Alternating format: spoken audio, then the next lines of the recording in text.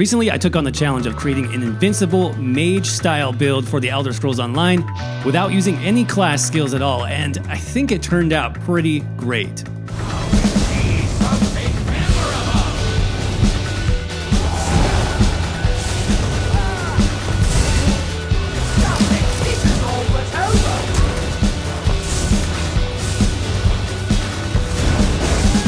Definitely not your normal build. Think of this more as a theory crafting or build challenge. It actually went a lot better than I expected. This build is extremely easy to play. It offers powerful options for both solo and group play. And if you want to just be that renegade mage in ESO that's not tied down to any class, this is going to be the build for you. So let's jump right into it.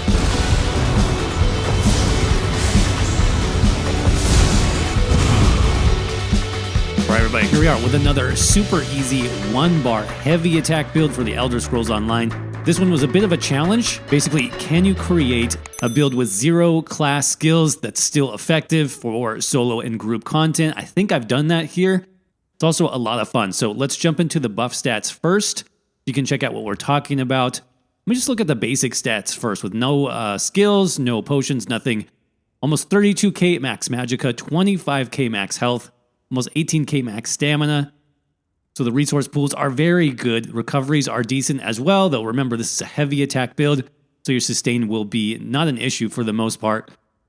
4,300 spell damage, 55% crit chance.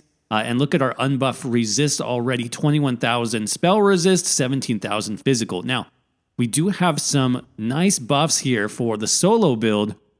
2 separate buffs to armor. I'm talking about minor resolve. We also have major resolve from our mythic, as well as a standalone armor buff. So when you are fully buffed, look at these resists, almost 30k spell resistance and almost 26k physical resistance. This build is very tanky. It's going to be very easy to survive on this, especially with the skills and the sets that we are using. Of course, I've got 64 points into max magicka. This is our mage setup. The thief mund is for the extra crit chance. That is important.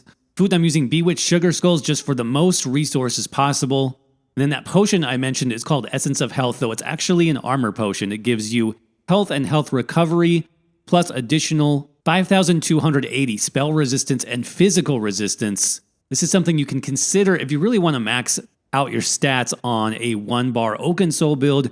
You have all of your other basic buffs taken care of already by the Oaken Soul. This is just something you can add into the mix if you want for a little bit extra protection. So definitely check that out. I'll have the recipe down in the written guide if you want to check that out. Let's do something a little bit different and talk about the class. Remember, this is a no class skills build. So basically you can do this on any class, but what is the ideal class if you just want to create like a pure mage build in the Elder Scrolls Online? Well, I think the answer is pretty simple. I went with the sorcerer class, and there's a few reasons for that. Obviously, you can do this build on any class. There are 0 class skills that you need to use. But if you look at some of the passives of the sorcerer, it just makes a little bit more sense. So one of the first passives you'll get that I'm a big fan of in dark magic is called Unholy Knowledge. This reduces the cost of all of your abilities by 6%. So this is very good. This is going to be helpful even if you are not using any class skills. Another one that's very good in Daedric Summoning, the Power Stone passive here gives you 15% reduced cost of your ultimate, so that's going to be very helpful on this build as well. And then a couple of good ones here in Stormcalling too. You get the Capacitor early on. This gives you 10% magicka recovery, which is really nice. Energized, of course, since this is a heavy attack lightning staff build, 5% bonus shock damage is going to help out a lot there. And then Amplitude, increasing your damage done by up to 10% on an enemy that has full health, and then just kind of scales back from there. So I think with those 4 passives, you can see why I thought the Sorcerer was the best sort of route for this challenge. Sorcerers actually have a good amount of passives that don't depend on using any of your class skills. Like you saw with those 4 passives that I mentioned, you don't need to have any class skills slotted to take advantage of those. So it does really work out well. But like I said, feel free to experiment with this setup on different classes. It will be nearly as good. While we're here, we can talk about the race as well. I did decide to use High Elf for this particular build. I think Spell Recharge is a really good passive. It's going to give us Magicka or Stamina back, whichever is lowest, which is helpful on the no class skills build. because you can throw in some extra stamina abilities and still have sustain. Many races this can work on though. Any offensive race will be great. Dark Elf, Khajiit, even Orc would be really nice on this build, to be honest. So feel free to experiment. Whatever you have access to is going to be totally fine. And very quickly before we get into the gear sets, just wanted you to know that if you like this style of theory crafting and challenge builds, we actually have a lot more content like this as part of our YouTube membership. Over there, we have a melee two-handed no-class build called the Barbarian. Very similar concept, but using melee skills. So a lot of two-handed and melee abilities for more of an in-your-face brawler playstyle. Really fun build, by the way. That one is a 2-bar build. So if that sounds interesting to you, just click on that join button down below. We also have a link in the description to our members area that's going to list all of our members only builds that you can unlock, and it's a great way to support the channel. Shout out again to all of our members who are absolutely amazing. All right, so that's the basics. Let's talk about the gear sets next that make this really work. And not a lot of surprises here. If you've seen any of my heavy attack builds previously, you should be familiar with the Sergeant's Mail set. This is just, by far the best heavy attack set in the game. Gives you 645 bonus damage per stack, up to 4 stacks. So about 2,500 or so extra heavy attack damage. That applies to every tick of the heavy attack. The channel damage effects, as well as the final tick, which is usually bigger damage. It's going to buff all of those. So it is still the best heavy attack set in the game. I do recommend it. It is a base game set as well, comes from the Wayrest Sewers dungeon, so it's pretty easy to get. Just pick up the lightning staff here. This will be 2 pieces on the build, because that's a 2-handed weapon. 1 piece chest. I did change that to a Max Magica glyph, divines there as the trait, and then 2 pieces on the jewelry, necklace, and 1 ring with the spell damage enchant there, and Bloodthirsty. If you have some transmute stones, that'll give you a little bit extra damage since we are not running an execute. Next 5-piece set, something really interesting you might want to try if you have access to this DLC. This set is called Grave Inevitability. And for a solo build, this is incredibly powerful. Firstly, it has good 2 through 4-piece bonuses. You can see some crit chance, some weapon and spell damage, crit chance again. But then when we deal damage with a light or heavy attack, so it's going to proc very easily on this build, you gain a stack of Remorseless for 5 seconds, up to 5 stacks. And with the full 5 stacks, you generate Major Force, increasing your critical damage by 20%. This also has some group utility as well, because it's going to give your allies Minor Force, increasing their critical damage by 10%. Now, I did test this in a lot of solo arenas versus some of the other heavy attack sets in the game, and this is very comparable. Same amount of damage than any of our other heavy attack sets, but the 2 through 4-piece bonuses are nicer. And compared to something like Noble Duelist, you can do this at any range. You don't need to be in melee range for this, so it makes for a great, medium to long range mage build. You just kind of stay as far away as you can from the enemy and just nuke them down. Like I said, though, this is a DLC set. I believe it comes from the Lost Depths DLC. The Graven Deep is the name of the dungeon, so it's a very nice light armor set, worth picking up if you have access to that zone. The way you would use this is just 5 pieces on the body. So the feet, legs, hands, waist, and the shoulders here. Again, it's a light armor set, so all Max Magica, all Divines, if you can get it. You can see that leaves us 1 more piece left on the body. Slime Craw is going to be ideal for that, for the extra critical chance. I'm running this in medium. I think a bit of medium armor passives are going to be really helpful on this build. Plus, it's going to help us max out our stats through the Undaunted passive. And then finally, you probably realize this is going to be an Oaken Soul 1-bar build. We've got that set up with the Spell Damage Enchant and Bloodthirsty as the trait. So that's the primary setup. Again, we've got the Sergeant's Mail weapon. 1 piece on the body, 2 pieces of jewelry. Grave Inevitability is the body set, with 1 piece of Slime Craw and the Oaken Soul ring. That is just what I'm doing. There are tons of other heavy attack sets in the game. So if you want to see more options, make sure to click that written guide down in the description and the pinned comment down below. I'll have some alternate gear sets for you there. Let's dive into the skills next. Very, very simple. I want to make this as easy as possible for anyone to pick up. And remember, no class skills. So it's going to be extremely simple to explain. So first ability, obviously, Destruction Staff.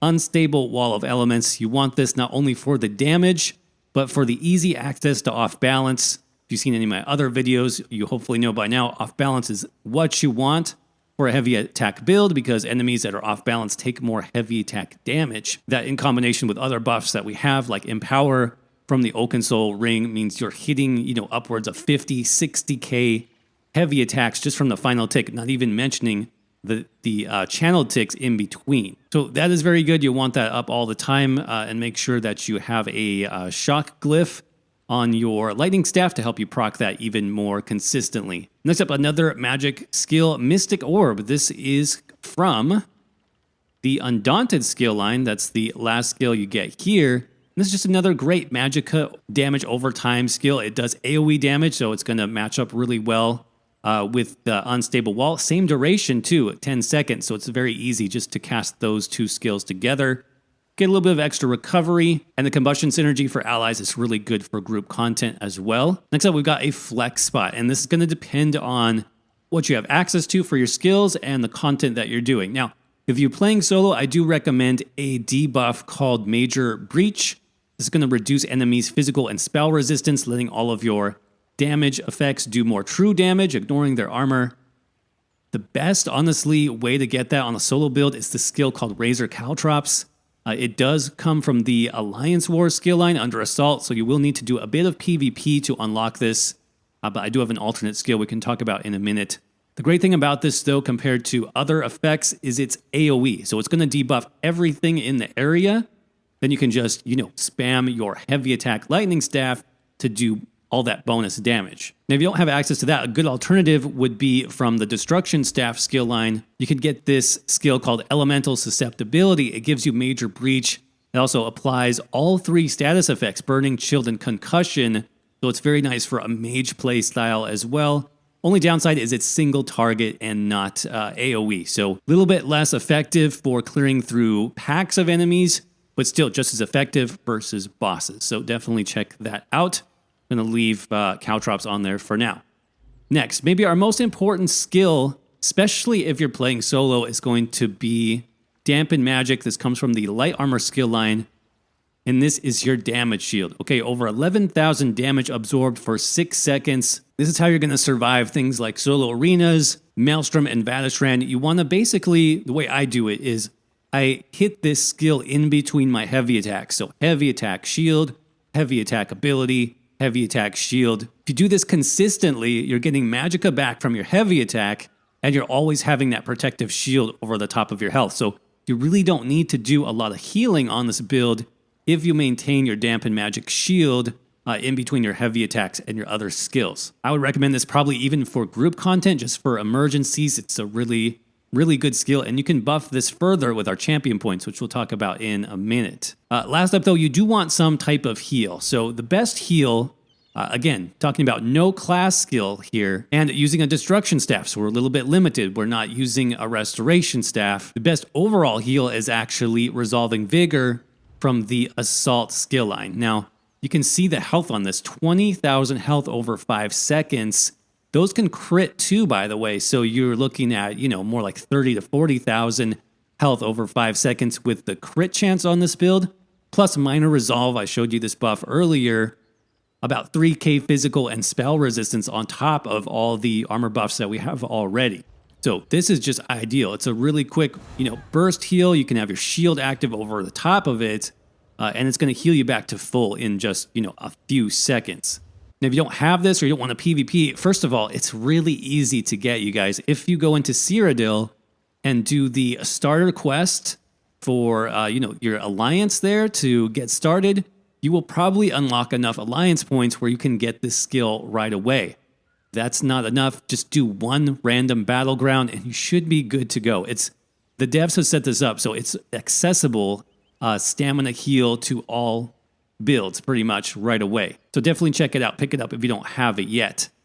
Now, alternatively, if you want to be more mage focused and you don't want a PvP at all, another good option would be Mage's Guild and a skill called Structured Entropy. This actually adds more damage, so this will be great, especially for group content if you want to boost your DPS a little bit, but it does give you healing back every 2 seconds. Now, is it as strong of healing? No, it's not even close to, as much healing as you would get from Vigor, but is a decent option, especially if you want to increase your damage. So we'll stick with that for now. And then finally, the ultimate here. Probably 2 ultimates that make sense with this mage playstyle. The best one, though, in terms of damage, that's going to be Elemental Rage from the Destruction Staff skill line. This lasts a really long time. It does a ton of AoE damage, so it's great for clearing through groups, boss fights that have ads. This will just rip through them. and you can be heavy attacking at the same time. Proc off balance with your wall. This thing will just destroy enemies. And then another option worth checking out, not quite as effective in some cases, Mage's Guild. You can use Ice Comet or Shooting Star. Shooting Star can be good for the extra ultimate generation, letting you cast that more often. It's a decent option as well. All right, rotation, very simple. You can pre-buff with your shield, as we talked about. Potion for some extra armor, and then you're going to throw down all of your area dots. So Caltrops, Orb, Wall, make sure Entropy is down, and then Heavy Attack. Once everything's down, as it expires, you'll recast it. So Heavy Attack Shield, Heavy Attack Wall, Heavy Attack Orbs, Heavy Attack Caltrops, Heavy Attack Shield again, then back to our AoE dots. Heavy Attack Wall, Heavy Attack Orb, Heavy Attack Caltrops. Throw in your Entropy there just to recast Heavy Attack Shield. Of course, if your ult's ready, you can drop that at any time. And then that's basically it. Just keep up the damage rotation like this, heavy attacking in between each skill.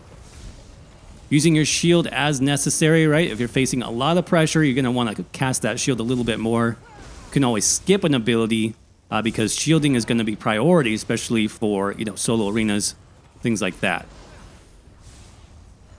You can see even with the stamina ability, we have 0 issues sustaining on this build.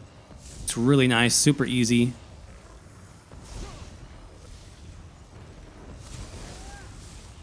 Just do a couple heavy attacks to finish this off, and we are done. All right, in terms of champion points, I will have this broken down in our written guide for 300, 600, 900, and 1200 CP. So no matter where you are, there will be some help there for you. In terms of the green tree, I always do the same 4 stars for most builds. That's Steed's Blessing, followed by Treasure Hunter, Rationer, and Liquid Efficiency. In the blue tree, I will usually start with Extended Might, picking up Weapons Expert. For a heavy attack build, this is huge. 20% bonus heavy attack damage. Combined with Empower, right? Combined with our sets and things, this is really, really nice. Next, you can pick up Fighting Finesse for the extra critical damage and critical healing. Deadly Aim is going to buff single target, which you wouldn't think actually works on this build, but this actually buffs the Lightning Staff heavy attack, which counts as a single target effect, and then it extends that damage out to surrounding targets. So it's not AoE, it's actually single target damage. But then we do have Biting Aura as well for all of our other AoE dots, and the ultimate especially. That's going to be a nice buff for Elemental Rage. And then in the red tree, a couple of options. In the red tree, I think the ideal setup is going to be Rejuvenation, Fortified, Boundless Vitality, and then Bastion. Remember, this is a buff to your damage shield, so 15% bonus on that dampened magic. Like I said, check out the written guide. If you have any questions on these, I'll have all of the CP stars linked for you there. Finally, if you're curious about the outfit style, this is all light armor in the Worm Cult style.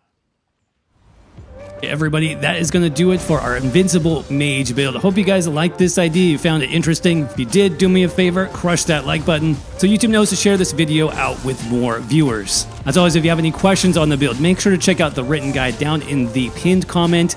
That's going to have things like alternate gear options, different skills you can use depending on the situation, CP breakdown for 300, 600, 900, and 1200 CP, and a lot more. So definitely check that out. As I mentioned before, we did do a version of this for our channel members. That is a fully melee build.